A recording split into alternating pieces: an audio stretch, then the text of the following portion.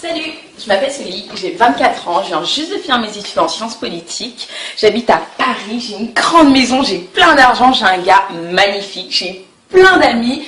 Bref, la vie de rêve, genre tous les week-ends en boîte parce que j'aime trop danser, parce que je suis bien foutue, tout le monde me dit que je suis belle.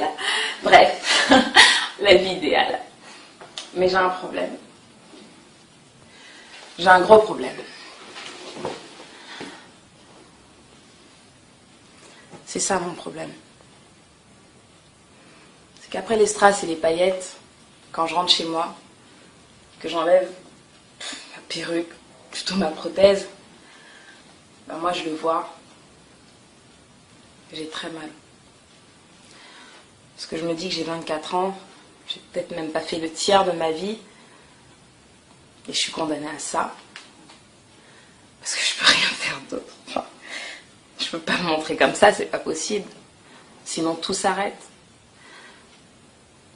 Pourquoi? Parce que je me suis tissée, et encore tissée, parce que je voulais qu'on me dise toujours que j'étais belle et encore belle et de plus en plus belle. Je me suis fait toutes sortes de mèches qui me serraient la tête. Des mèches, des lourdes mèches, je faisais des coiffures, je tirais. Je me défrisais, je me suis peut-être défrisée une centaine de fois.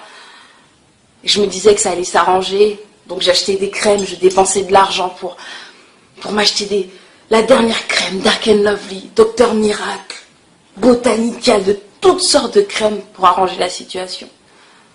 Et j'ai fait qu'aggraver la situation. Et aujourd'hui, je suis condamnée. Je suis condamnée à rester comme ça. J'ai pas le cancer, j'ai pas de leucémie. Pourquoi est-ce que je dois me traîner ça tout le temps? Pourquoi? Je veux pas que ça vous arrive. C'est un truc que je souhaite même pas à mon pire ennemi. Alors faites attention à vos cheveux, parce que ça peut être indélébile. Voilà, donc la réalité de Soli, qui est certainement la réalité de millions de femmes noires qui sont dans le même chaos, dans la même souffrance. Hein.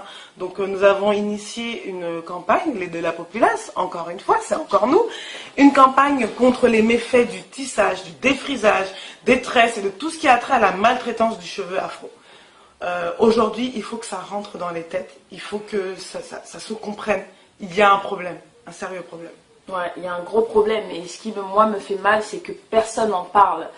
Personne n'a tiré l'alarme pour dire que c'était plus possible, que c'est pas possible que 80 à 90% des femmes d'une communauté noire là se cachent les cheveux, s'arrachent les cheveux, se font du mal avec des produits chimiques, avec des tractions répétées. C'est pas possible. Attends, je vais juste leur montrer, hein, voilà, les alopécies. Hein, malgré que ça fasse des mois que je sois devenue naturelle, j'ai toujours un problème pour faire pousser mes cheveux de devant à cause des tractions. C'est des problèmes de millions de femmes. Voilà. C'est pas juste moi avec mon problème et son problème, c'est des millions de femmes, c'est nos mamans. Des fois, il y a des mamans quand on voit leurs cheveux, mais ça donne envie de pleurer. C'est des enfants qui commencent à être chauves à 10 ans, 11 ans. C'est grave. On est clairement dans un déni. On est dans une souffrance. Dans un gros déni. Un gros déni. C'est-à-dire qu'on se dit, non, mais j'ai juste envie de changer de tête. Non, mais je fais ce que je veux. Oui, bien sûr, tu fais ce que tu veux. Là, tu fais ce que tu veux. Quand tu te caches la tête ou des tonnes de mèches, et quand tu te défrises, tu te brûles, tu te rends le cheveu tout plat. Nous avons des cadavres de cheveux sur la tête. Ouais. C'est pas des cheveux, non. Ce sont les cendres. C'est comme quand on brûle, ce qui reste, c'est ça. Et aujourd'hui, il faut qu'on arrête de faire semblant. Moi en tout cas, je ne veux plus faire semblant. Quitte à brusquer ou blesser ou piquer ou énerver les gens, moi je suis pas là pour faire plaisir.